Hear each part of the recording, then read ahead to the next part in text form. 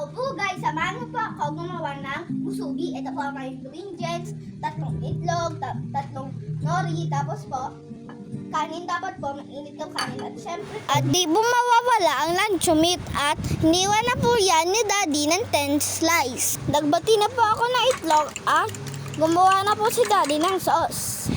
Combination lang po ng toyo, ketchup at asukal. At ayan na po.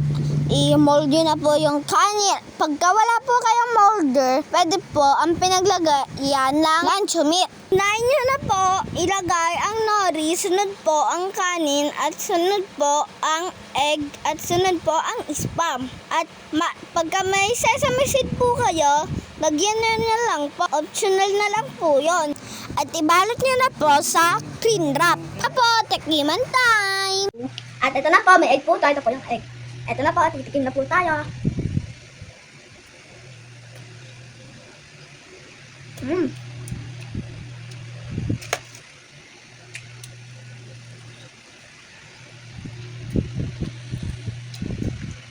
Sarap.